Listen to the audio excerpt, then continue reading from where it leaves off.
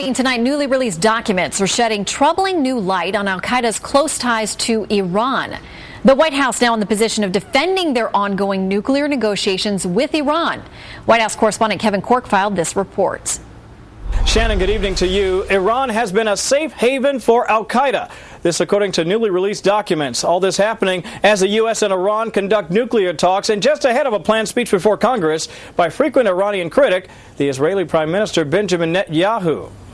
The deep relationship between the state sponsor of terrorism and the terrorist group exposed in files released in a trial this week of Pakistani national Abid Nazir, who has been charged with planning an attack on New York. Here's White House Press Secretary Josh Earnest. I haven't reviewed those documents. Again, we have a long list of concerns with Iran. At the top of that list is their nuclear program, but we continue to have concerns about their support for terrorism around the globe. The revelation, part of a trove of intel collected nearly 4 years ago. The Weekly Standard reporting this week that more than 1 million documents and files captured by Navy SEALs who raided bin Laden's safe house in Pakistan back in 2011. But the White House has been slow to release them. In fact, the Standard goes on to say a year later, in May 2012, the Obama administration had released just 17 of them. Furthermore, the documents suggest Iran provided much more than shelter for terrorists. The Weekly Standard reporting that in 2012, the U.S. Treasury noted that Iran helped move money, documents, passports, weapons, even recruits to Pakistan and Afghanistan. All these disclosures coming against the backdrop of Netanyahu's coming speech to Congress, in which he's expected to voice life and death concerns about Tehran. Iran has threatened to destroy the state of Israel numerous times. If they had a nuclear capability, I'm afraid they would use it against Israel and us. And so now the question is, will the Obama administration favor a future relationship with Tehran more than it values a long-standing relationship with Israel? Shannon? All right, our thanks to Kevin. Our next guest says these latest revelations remind us who the U.S. is dealing with in Tehran.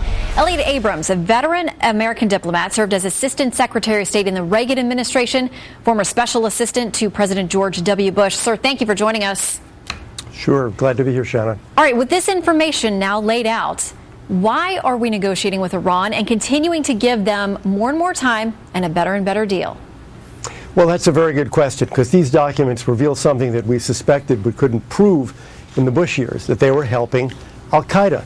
People said, oh, that's impossible because they're Shia, Al-Qaeda is Sunni, but it was happening. And it's a reminder they're the largest state sponsor of terrorism, and they are a dangerous enemy of the United States with a lot of American blood on their hands. And this negotiation is getting them closer and closer to having a nuclear weapon.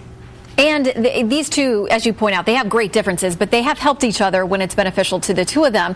How can we have any confidence, first of all, that we're getting the truth from Iran as we continue these drawn-out negotiations, and secondly, that if they do get their hands on weaponized nuclear material, that they're not going to share it with people like Al-Qaeda?